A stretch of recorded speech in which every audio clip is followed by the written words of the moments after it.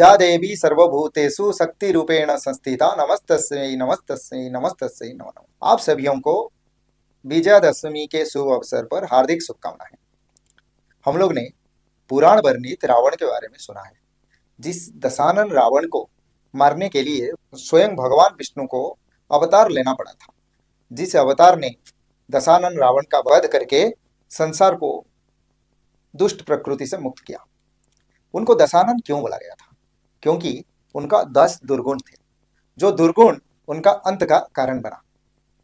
वो जो 10 दुर्गुण वो महर्षि विश्रवा के नंदन होते हुए भी इतना भारी पड़ा कि वो इतना दुष्कर्म किया, इतना भयानक कांड किया, इसीलिए उनका निधन हुआ और पूरा स्वर्णिम लंका नगरी का भी समाप्त हो गया। आज हम लोग विजयादशमी तो मना रहे हैं।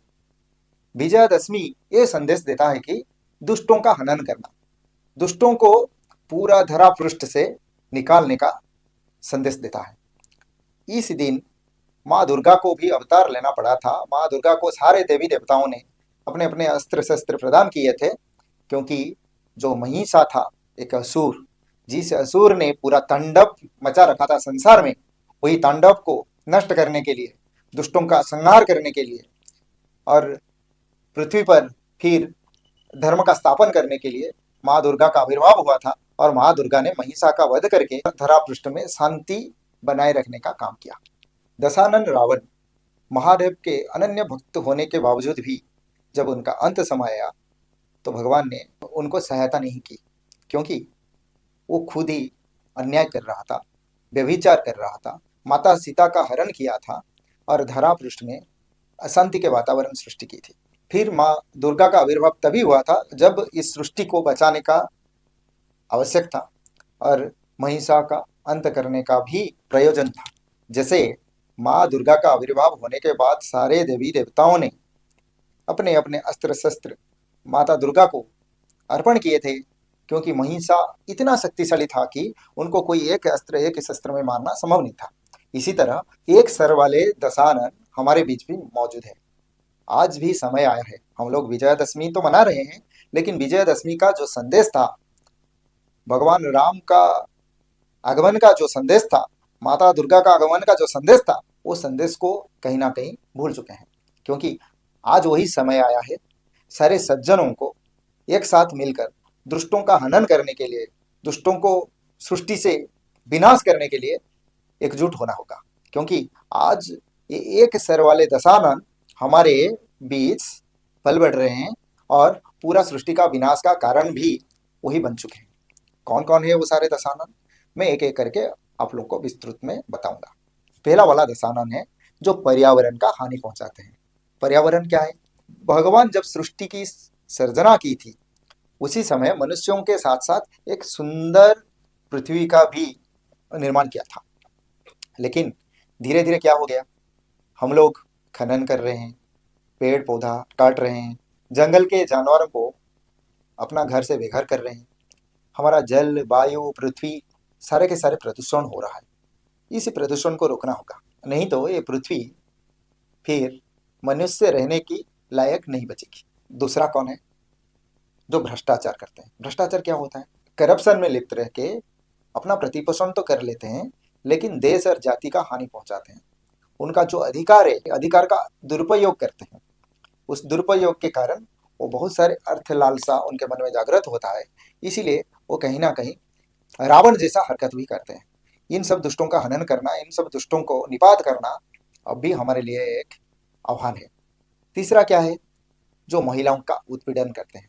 क्योंकि महिला जो होते हैं वो इस समाज का एक विशिष्ट अंग होते हैं। क्योंकि हम आज भी माँ दुर्गा की उपासना करते हैं। माँ दुर्गा के दोनों तरफ माँ सरस्वती और माँ लक्ष्मी भी विराजमान है। हमारे घर में हमारे माँ और बहन सब होते हैं, क्योंकि उनके बिना घर घर ही नहीं होता है।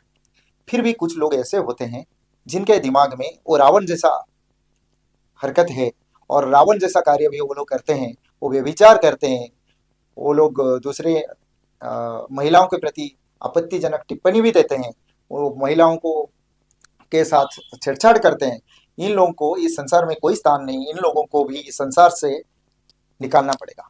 जो दुष्कर्म आदि कार्य करते हैं ऊपर सख्त कार्रवाई होना चाहिए। पूरा समाज को एकत्र होकर जो लोग इस कार्य में लिप्त है उनको इस समाज से निकालने का समय आ गया है। इस संसार में अब असमानता चारों ओर दिखाई दे रहा है, पढ़ाई से लेकर नौकरी तक। जाति भेद को देखोगे तो वहां पर भी असमानता की दिखाई देता है। मंदिर प्रवेश में भी कुछ लोगों को रोक लगाया गया है। इन सबसे हटने का समय आ गया है, क्योंकि भगवान राम ने भी सबरी के हाथ से फल खाया था। भगवान राम को धीवर ने भी नाव से नदी पार करवाया था। आज हम सब के सामने एक आह्वान है, इन सब दुर्गुण, इन सब दुर्जनों को इस संसार से निकालने का। फिर कौन कौन आते हैं? आतंकवाद।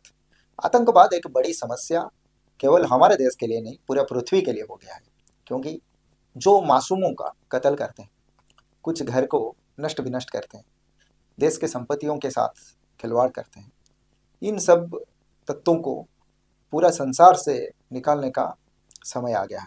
क्योंकि रावण का भी वही हरकत था, स्वर्णिम लंका में रहकर भी दूसरों के संपत्तियों के ऊपर उनका नजर था।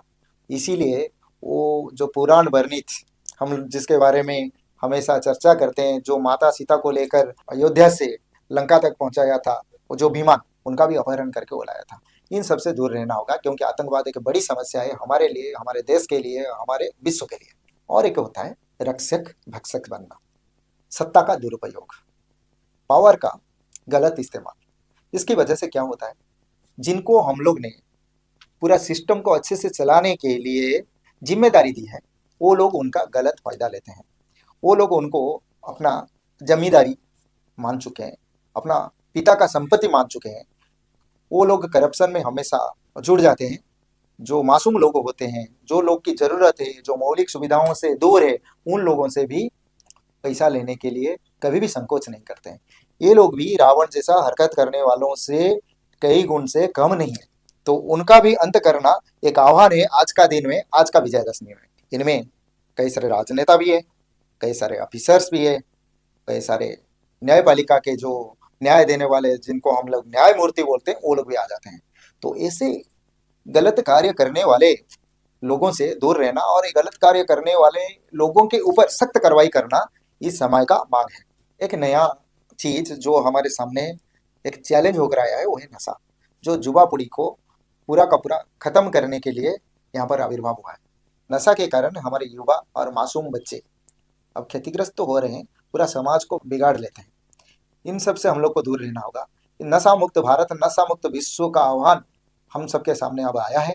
इस नशा को इस दुनिया से हटाने का काम हम लोग सब मिलकर करेंगे तो हमारा सृष्टि बच पाएगा, नहीं तो उनका अंत अवश्य भावी है। एक नया चीज है धर्म संतर। धर्म एक ऐसा आस्था होता है, ऐसा मार्ग होता है जो हमें भगवान से जोड़ता है। लेकिन आज क्या हो गया, सारे धर्मावलंबी लोग जो होते हैं वो अपना अपना स्पीयर को बढ़ाने के लिए कुछ तो कन्वर्सन में मग्न है, तो कुछ अपना मौलिक धर्म ऐसा करने की जो जरूरत है उनको भी नहीं मानते। जैसे कि आज भी समाज में गोहत्या जैसा बहुत सारे घटनाएं हमारे सामने आ जाता है, क्योंकि जिनके पास माँ का दूध संभव नहीं होता है, उनके लिए एक ही ऑप्शन सारे पृथ्वी में है, जो कि गाय का दूध। फिर भी हम लोग गाय का जो खुलेआम कत्ल करते हैं, और गाय का कत्ल होने के कारण विविधता में जो परिवर्तन आता है, इसलिए हम लोग सबको अब चिंतन करने की आवश्यकता है। इस धर्मों को बढ़ाने के लिए, अपने अपने धर्म का संप्रसारण करने के लिए दूसरे धर्मों के ऊपर आरोप लगाना और दूसरे धर्म को नष्ट करना, दूसरे धर्म के लोगों को अपने धर्म में लाकर शामिल करना, ये कोई अच्छा कार्य नहीं है। क्योंकि मानव धर्म के साथ साथ सारे के सारे प्राणियों के प्रति हमारा भी कुछ योगदान होना चाहिए। हम लोग तो रहेंगे, वो लोग भी यहाँ पर पूरा स्वच्छंद में रहेंगे तो भगवान का आशीर्वाद हमारे ऊपर भी रहेगा। और एक बड़ी समस्या है विशेष करके हमारे देश के लिए, जो बेरोजगारी है। बेरोजगारी के कारण हमारे युवाएं पथभ्रष्ट हो जाते हैं, क्योंकि ये जो सिस्टम बन चुका है हमारे देश में, वो लिखा पढ़ा तो बन जाते हैं, सर्टिफिकेट वाले तो बन जाते हैं, लेकिन कहीं ना कहीं टैलेंट का कमी दिखाई देती है। हमारे देश में जिन लोग के ऊपर हम लोग ने विश्वास करके देश को शासन करने का, देश को चलाने का काम सौंपा है, वो लोग अपने बच्चों को बाहर भेज देते हैं पढ़ाई करने के लिए। लेकिन हमारे जो गरीब है, पिछड़ा है, उनका बच्चा को अच्छा शिक्षा नहीं मिल रहा है। वो लोग कहीं ना कहीं दूसरों से खुद को थोड़ा सामान्य मान लेते हैं। तो इसी कारण उन लोगों का जो पतन होता है, इनका परिणाम सारे समाज को भुगतना पड़ेगा। तो अब समय आया है सबको एक जैसा एजुकेशन देना होगा, सबके लिए हमको चिंतन करना होगा, सबको स्किल्ड बेस्ड एजुकेशन देके उनका रोजगार कैसे बढ़ाया जाए उसके ऊपर चिंता करने की भी आवश्यकता है। और जो देशद्रोही कौन होते हैं? जो देश की शांति और सुरक्षा को नष्ट करते हैं, देश के संपत्तियों का नष्ट करते हैं, देश के लोगों के ऊपर अत्याचार करते हैं, अपने देश को अपना नहीं मानते हैं, अपना देश का हानि भी पहुंचाते हैं, दूसरे देशों के साथ मिलकर खुद का देश के लिए एक अभिशाप बन जाते हैं। उन सब देशद्रोही तत्वों को भी नष्ट करना होगा, विनष्ट करना होगा, क्योंकि आज दिन का आह्वान है इस विजयादशमी के शुभ अवसर पर ये सब 10 सर वाले जो लोग हमारे चारों ओर घूम रहे हैं, उन सबको एक एक कर ढूंढ कर निपात करने का काम हम लोग को करना पड़ेगा। नहीं तो हम लोग को भुगतना पड़ेगा। जैसे कि इंग्रेज ने आकर 300 साल तक हमें शासन किया, मुगलों ने आकर हमें 500-600 साल तक शासन किया, हम लोग को ऐसे ही समस्याओं के सामना करना पड़ेगा।